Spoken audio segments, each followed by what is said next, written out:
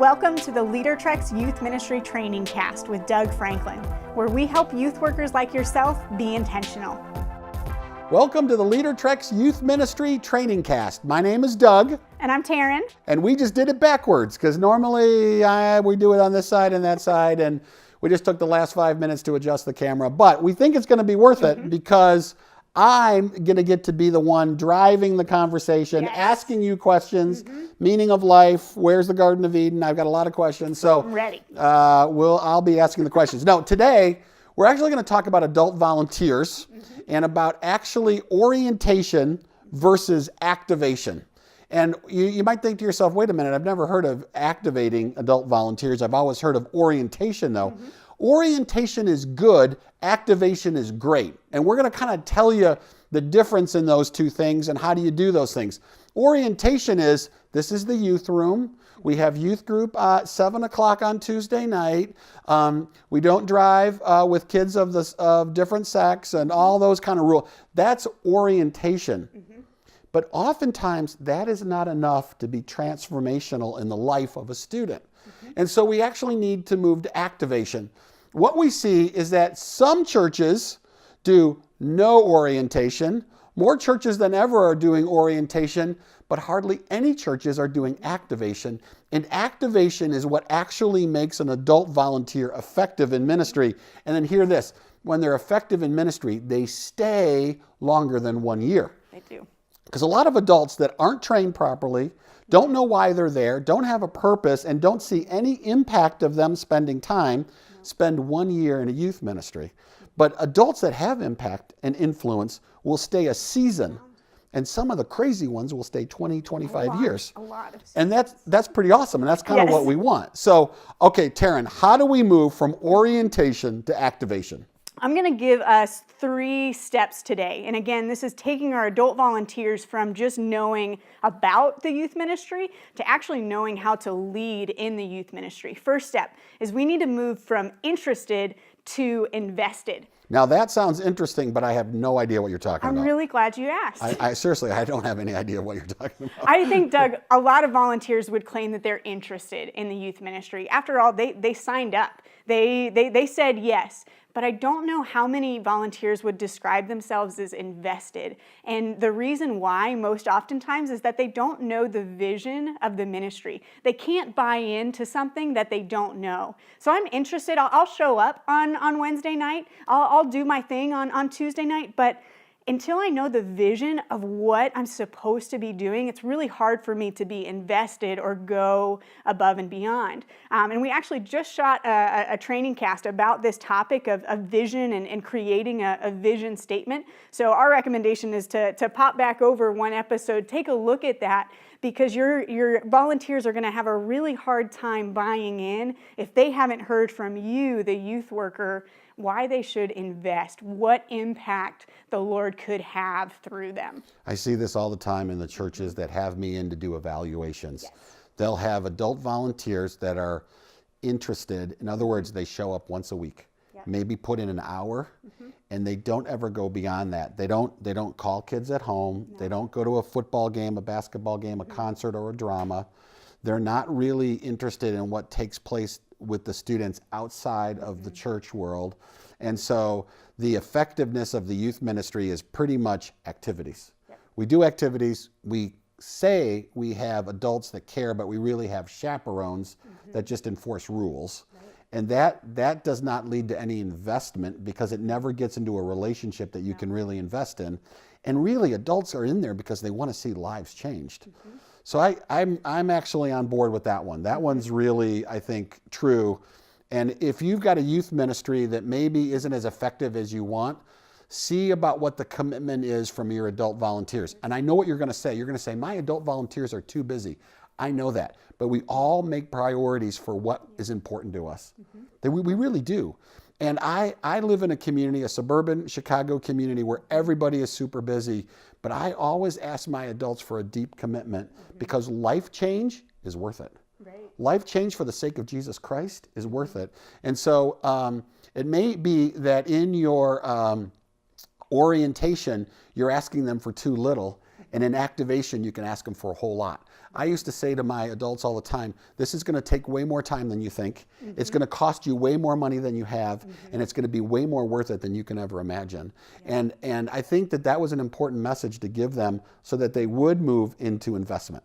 Okay, that's our first step. What's my second step to move from orientation to activation? Right. So once we move our volunteers from interested to invested, we need to move them from confused to confident. And what I'm referring to here is their knowledge of their role. I think most volunteers, if you ask them if they feel confused when they walk into the youth room, I think they're going to say yes. And they may be a little embarrassed to do so, but I think very few volunteers actually know why they're there and what they're supposed to be doing. And let me add a caveat to that. I think some volunteers think they know, but they have this impression that they're there with the purpose of being an enforcer, or they're there with the purpose of being a chaperone or handling logistics for the youth worker, not realizing that they're actually there to disciple students. So we want to see adult volunteers be confident in their role, that they walk in the youth room, they know exactly what is expected of them, and they're not walking in with a question in their mind. This is a big deal because I'm a 30-year youth ministry vet. I've been a youth worker in 3 churches. I still go into a local high school here, and when I walk into the lunchroom, I'm a chubby old man with gray hair. It's sometimes hard to walk into a youth room as an adult and feel confident because you don't want to be accepted by students, but you kind of do. You kind of want to be liked. You want to be liked, right? And so there's some training, there's some development that you can give adults to help them in their relationship building with students, but also having that one main purpose, that one thing that they're supposed to do. I think most adults ask this question, why am I here? And if we can answer that moves them to confidence. Right. Love it. Third thing I'm going to do to move from orientation to activation. Third thing, and I'll say I think this is the hardest one to do, is we need to move from an adult volunteer knowing about their role to doing their role. And this is where training comes into play. This is hard. But I want to give us an expanded view of what training looks like that takes us out of the orientation realm and moves us into activation. Training that's geared towards orientation is very simple. You're just communicating what people need to know.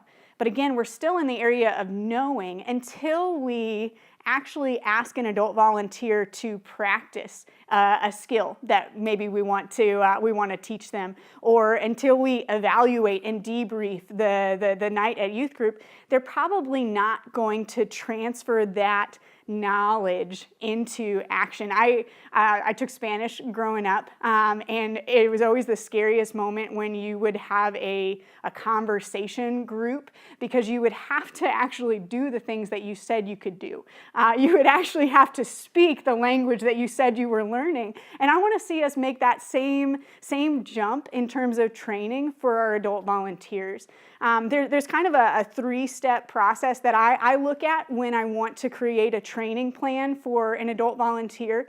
Every role in youth ministry is a little bit different. So say the role of a small group leader might look a little bit different than the role of somebody who's leading the worship team. So what I'm going to start with is I'm going to create a list of the responsibilities for that role. What is it that this person is in charge of? What is it that they're responsible for? For the small group leader, it might be that their main job is to lead discussions. For the worship team leader, it might be that their main job is to instruct student leaders on the heart behind worship. I'm going to start there. Then I'm going to think critically of what are the skills that somebody would need to execute that role. For a small group leader, to be able to lead a discussion, I need to teach them how to ask follow-up questions. I need to teach them how to read the circle. The list could go on. For the worship team leader, I need to teach them how to engage with students in a way that gets students talking rather than them being the ones who are talking. And once I've created that skill set, now I'm going to go to work creating a training plan. And that training plan is going to be an experience that I can coach them through actually practicing that skill. This is a lot of work. It is. But it's the only thing that actually makes great adult volunteers. We do a lot of training in churches with adult volunteers, and we do this thing to build relationships with students where we ask them to ask 100 questions. They don't ask 100, but they ask 10 in a row without interrupting. They just take the answer and ask another. And they're always like, do we really have to do this? But if you don't practice it, you'll never get good at it. Right. And if we want great adult volunteers practicing some of these things, asking follow-up questions, that's really where the rubber meets the road. And a lot of times youth workers say, well, my adult volunteers don't have time for that kind of training. If they want to have impact, though, this is the kind of training that actually works. Right. And the youth ministries, and there's lots of them that we work with that are doing these kind of things, we're seeing traction and multiplication and growth and adult volunteers that are actually really excited to be there. So we know that this works. And I know that this is going to take a lot of work on your part to make that training plan and to do the practice with the adults, but it makes all the difference in the world. And I think it can be really, really, really effective. It's that old sports saying that you play like you practice, but we rarely give adult volunteers the opportunity to practice. And so the first time that they're asking questions of students is when they get in the youth room. They haven't practiced that, so they might be a little nervous. And that 15 seconds it takes for a student to answer a question feels like 5 years. Exactly. And they never want to ask another question again. So actually, without practicing, they don't actually know where some of the obstacles and the bumps in the roads are. Yeah, this is really important. I would add one more thing to this. If it's at all possible, go visit small groups. Go visit your adult volunteers running discussion groups, whatever it is that you run at your church. You'll actually learn a lot about what their training needs are by watching what they're doing. I ask a lot of youth workers, have you seen your adult volunteers lead? And a lot of them haven't. And when I see that, I realize it's really hard to make a training plan if you don't know what they need. So my encouragement would be is get someone to take over your small group if you can, and then go visit the other groups. What you'll learn will actually drive your training. And we've got a great digital resource to help with those visits. You can look at Growing Small Group Leaders. It's a digital download in the youth workers section of our store that can guide you through actually making an evaluation of somebody who's leading a small group in your ministry. It's an amazing tool, how to coach a small group leader. Love it. Yeah. So do we have a download for this one? We will. We have a worksheet that's going to actually help you in creating this training plan. It's going to give you some sample ideas of what might be the responsibilities, like we say, of the small group leader, what might be the responsibilities of somebody who's a mentor or a worship team leader, to try and set you on the right start to creating that training plan. All right. Move from orientation to activation. You're going to see a lot of great things happen. It's hard work. But I'm telling you, your leadership will grow because you do something like this. And the adult volunteers will see your leadership growing as well too. They'll put more confidence in you. And with that confidence, they'll be willing to do and practice the things that you're challenging them to do. Move from orientation to activation. Thanks for being with us. We'll see you next time.